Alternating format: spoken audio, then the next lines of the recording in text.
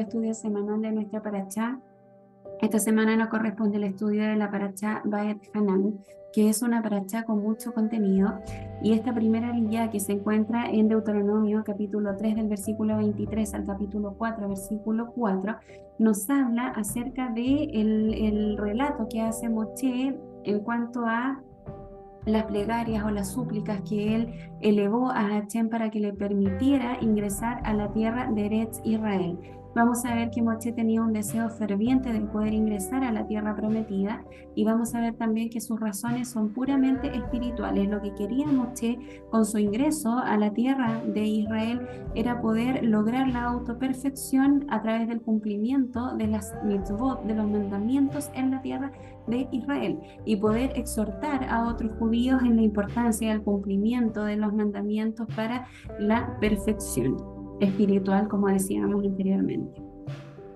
Dentro de esta primera línea, me parece muy interesante que podamos revisar un relato que nos da un midrash acerca de la conversación que se produce entre Hashem y Moshe cuando él le comienza a suplicar. Vamos a ver que Moshe no se rige solo por un argumento, sino que a medida que se va dando estas súplicas, estas plegarias que él va elevando, también va sumando argumentos para tratar de convencer a Hashem de que le permita el ingreso a la tierra de Israel. Bueno, en el primer punto vamos a ver que Moshe da como argumento a Hashem que su misión quedaría incompleta. Dice: como me permitiste conquistar las tierras de Sihón y de Og, por favor déjame destruir a los 31 reyes de Eretz Canaán también. Porque de esta forma, si él lograba de que Hashem le permitiera destruir a los 31 reyes de la tierra de Canaán, él podría ingresar con el objetivo de poder enseñar la Torá en la tierra de Israel. Le dice: por favor, permíteme cruzar el Jardín para que yo pueda ver la buena tierra en donde toda alma alcanza su máxima perfección, que era lo que decíamos en un inicio de las razones de Moshe, que eran puramente espirituales y querían lograr la autoperfección. Le dice: deseo ver Parcamorir, el lugar donde en el futuro se sentará el Beit Hamikdash y rezar allí. Permíteme ver el Beit Hamikdash mismo, la casa sagrada donde se ofrecerán los sacrificios en redención por los pecados de los seres humanos. Entonces el Midrash nos explica que Moshe nombra o menciona el Beit Hamikdash, puesto que también se nos explica que si él hubiese conducido a los judíos hacia la tierra de Israel, el Beit Hamikdash eterno, definitivo, se habría construido en forma inmediata. Entonces acá vemos la primera respuesta de Hashem, y Hashem le dice no, es una respuesta negativa. Le dice: te prometí que no conducirías al pueblo de Israel al otro lado del Jardín. Entonces Moshe, al ver que Hashem estaba enojado con él, le comienza a recitar los 13 atributos de Hashem que había sido, que él mismo le había enseñado. Y si bien nos dice que Hashem en algún minuto se había apaciguado, nuevamente lo rechaza y le dice que no lo puede escuchar, que no puede ingresar a la tierra prometida, porque Hashem había hecho dos juramentos. Una era que, ese juramento era que Moshe no iba a ingresar a la tierra prometida, que él iba a morir en el desierto, y si no hubiese sido de esa forma, tendría que haber destruido al pueblo de Israel. Por lo tanto, no le permite el ingreso. Entonces nuevamente implora a Moshe y le dice: no pido ingresar como su líder, sino como un ciudadano común.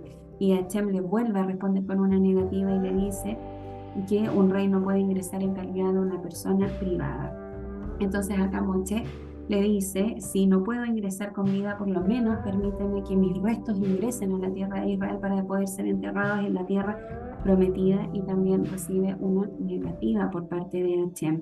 Y también le vuelve a objetar Moshe y le dice: pero ¿cómo yo voy a tener menos privilegios que Joseph si yo mismo ubiqué los restos de Joseph en Egipto y los localicé su féretro y me aseguré de que sus restos fuesen llevados a la tierra de Israel? ¿Por qué no se va a hacer lo mismo por mí?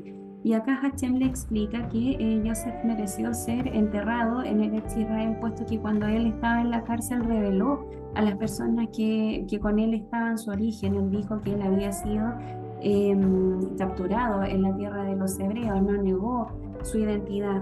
En cambio, en el caso de Moshe, cuando las hijas de Yitro le informan a su padre que habían sido rescatadas por un egipcio en la fuente, Moche en ese caso no reconoció sus orígenes en forma inmediata, o sea, no corrigió el error de decir no, no soy egipcio, sino que soy hebreo, no lo hizo en forma inmediata, por lo tanto, quien no reconoce su origen no puede ser enterrado en la tierra de Eretz Israel. Entonces acá el relato sigue ya casi culminando cuando dice Moche que ya se da cuenta de que sus súplicas no tenían ningún tipo de efecto. Dice que le va poniendo como argumentos más enérgicos al Todopoderoso. Tanto así, dice el Midrash, que las súplicas de Moche movieron el cielo y la tierra hasta que toda la creación pensó que el gran día del juicio en que Dios renueva el mundo había llegado. Entonces ahí el Todopoderoso proclama y dice que las puertas del cielo, las puertas celestiales se cierren para las plegarias de Moche, para que las plegarias de Moche no asciendan. Acá Moche también relata que ofreció 515 tipos de diferentes tefilot y Dios apareció ante él junto con la corte de los ángeles y le dice que deje de rezar porque la gran corte del cielo ya había decretado en forma irrevocable que él no cruzaría el Jardín y si continuaba rezando, ambos tendrían una mala reputación. ¿Por qué? Porque la gente podía aseverar de que Moche había cometido muchos pecados por los cuales no podía ingresar a la tierra prometida y por otra parte también podían pensar que Hashem mismo era cruel al no atender o aceptar las súplicas, tantas súplicas que había hecho Moche. Entonces, acá finalmente ya Hashem le dice a Moche que debe quedar satisfecho con la gran recompensa que le va a esperar en el mundo por venir. Vamos a ver entonces que una de las razones por las cuales Dios rechaza las plegarias de Moche fue para enseñar a todas las generaciones futuras, a nosotros mismos en este momento en que estamos estudiando esta primera aliyá, que se castiga cada pecado, que si bien nosotros podemos cometer un pecado, podemos arrepentirnos de ese pecado, podemos hacer una sincera techuvá, pedir perdón al Eterno y no volver a cometer ese error, pero la consecuencia por el pecado que realizamos va a estar igual. O sea, todas nuestras acciones, ya sean buenas acciones o malas acciones, en malas acciones hablamos de cometer algún pecado, van a tener una consecuencia, van a tener una repercusión sobre nuestra vida, como vemos acá en el caso de Moche, que no le es permitido ingresar a Eretz Israel, a la tierra prometida.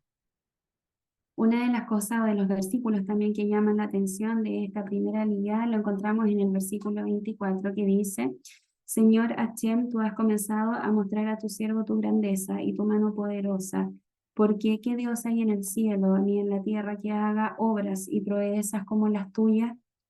Acá quise detenerme también en este versículo porque nos entrega una enseñanza que es bastante importante.